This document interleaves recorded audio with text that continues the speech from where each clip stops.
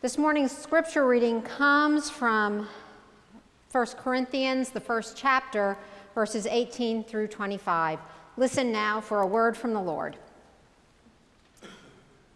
For the message about the cross is foolishness to those who are perishing, but to us who are being saved, it is the power of God.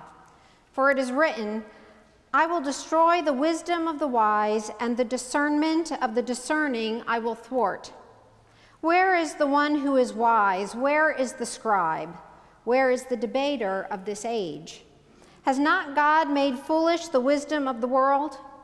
For since in the wisdom of God the world did not know God through wisdom, God decided through the foolishness of our proclamation to save those who believe. For Jews demand signs and Greeks desire wisdom, but we proclaim Christ crucified, a stumbling block to Jews and foolishness to the Gentiles.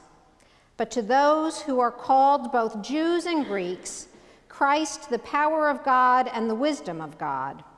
For God's foolishness is wiser than human wisdom, and God's weakness is stronger than human strength. This is the word of the Lord. Thanks be to God.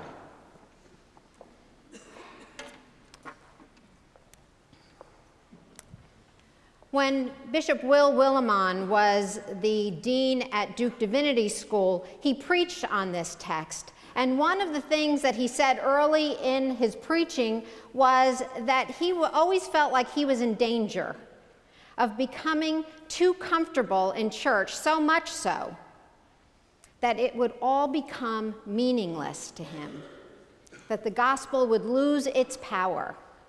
And I think that that's true for all of us. I think that the more you do something over and over again, the more you come to church and go to Bible study, the more you meet in your small groups, the more comfortable you become, and the more familiar it all becomes, until finally the gospel itself loses its power. Now, the gospel is something that should never lose its power. It is radical and otherworldly. It is not something that we should ever really be that comfortable with. It should shake us up when we hear the words of Jesus or the words of the prophets. It should allow us the privilege of putting our own lives and our own ways of living under a microscope and seeing just where we stand between God and man. But that's not necessarily what we do.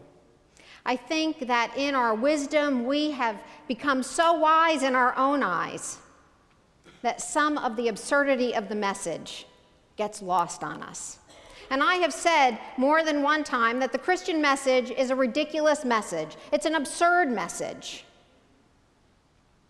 Because we are pretty sophisticated in our thinking and our believing. But that's Paul's point, isn't it, when he says that the world in its wisdom did not recognize him, Jesus, when he came. Far too wise were we to recognize God among us. And there's nothing necessarily wrong with being wise or having wisdom. Wisdom has been used for great things in this world. And we all know somebody who is wise, who is an expert in their field. I would never necessarily want to have a conversation with my husband about some of the drawings and the things that he brings home that have to do with computer programming and electronics. I look at those things and, well, it's all Greek to me.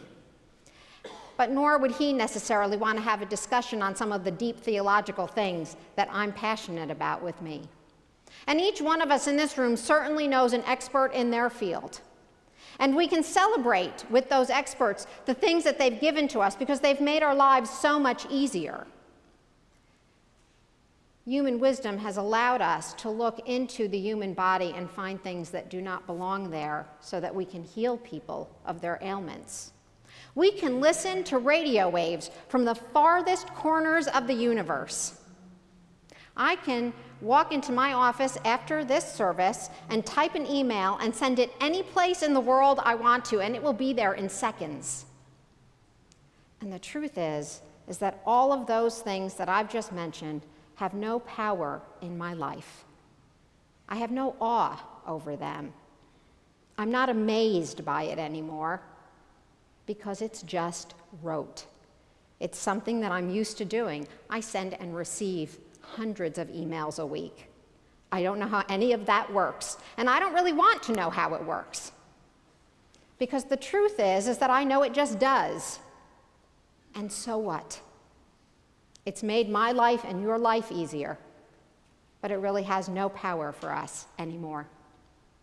On the other hand, we also know that the great wisdom and intelligence that so many of us have has also been used for evil purposes. We don't have to look past the front page of the Dallas Morning News to know that very intelligent and smart and wise people have used that wisdom that they've been given as gift from God for destruction and other purposes that do not make anyone's life any better. I don't know that there is anything anymore that most people would think of as unspeakable. We have become intellectual giants, and for the most part, we have become moral grasshoppers. Most things have lost their power in our lives, and we fail to see the power of God working in us, the power of the cross in us, that should be making a huge difference in our lives and in the way we live every single day. For the Jews, the cross was a stumbling block. And Paul says very clearly in this text that for the Jews, the cross was a stumbling block, and to the Greeks, it was just foolishness. Now, the stumbling block for the Jews really has to do with the word scandalon in the Greek. It's a scandal. The cross is a scandal for the Jews. And when we think about scandal, we don't have to think very hard about what the latest scandal was either in our culture or in the news recently. I mean, there's been enough scandal in a week that would satisfy most of us for our lifetimes. And none of us want to be part of the scandal. But the cross was a scandal. People didn't go around talking about crosses and crucifixion in the first century. But I think we have so domesticated the cross that we have forgotten really what the cross is all about and why it was such a scandal for the Jews. We have these beautiful crosses in our churches. I have a variety of crosses in my office. Many of you this morning and probably every day of the week have a cross hanging around their neck. We have gold-plated it, we put it on our clothes, we have earrings that are crosses. In the first century, the cross was a method of execution. It was a means of torture. You got rid of the worst people in your community by nailing them to a cross. The Jews expected God to send a Messiah that was a political and military power to be reckoned with, that would break the backs of the Roman Empire, take away all of their power, and restore Jerusalem to its grandeur. What they got instead was a humble carpenter who, without a single fight, without an argument, willingly went to the cross. And not just for the people at that time that would reject him, but even for people like me and like you. And I can't speak for you, but I know about myself. And it is really hard to imagine that someone would allow themselves to be nailed to a cross for me. But yet that's exactly what Jesus did. Now, perhaps we have so domesticated the cross and we look at it and we lavish in its beauty and wonder that we perhaps need to change to something that might be just a little more contemporary. Perhaps what we need here on this table is a picture of the gas chamber at Auschwitz. Or perhaps we need a noose or an electric chair or a gurney with a human being strapped in it, with an IV line and a cocktail that is waiting to be released. That is the cross. That's why it's such a scandal for the Jews. We talk about the cross, and we have taken away its power. Now, for the Greeks, the cross was nothing more than ridiculous. It was foolishness. In the Greek, the word for foolishness is moria or moronic, right? Who would believe that a human being could save the world by his own flesh and blood? The Greeks had Aristotle and Plato. They had so separated the human body from the soul that one could have no power over the other. Human flesh could not save humankind. So truly, someone willing to go and get themselves nailed to a cross was meaningless. And I wonder today what power the cross has for us, since it has become such a domesticated symbol for us. Does it have power for those of us who are comfortable, healthy, self-sufficient? Does it only have power for the weak and the poor and the dispossessed? What power does the cross have for us? The truth is that the cross should be scandalizing our very lives. We have the privilege of putting our lives under the microscope and allowing the cross to determine just how far we have come in our faith and perhaps just how far we have not come in our faith. Jesus himself, who was counted as an outsider, an outcast, the one who they sent to the cross, tells us every day we need to pick up our cross to follow him. Are we willing to be counted among the dispossessed, the needy, and the poor? Because that's what the cross is asking of us. God's economy does not care about the things that we have and the things that we don't have. God's way of doing business is an affront to the way we do business. God doesn't care who has power and who doesn't have power, who has wealth and who has poverty. The cross welcomes everybody, regardless of where they are, who they are.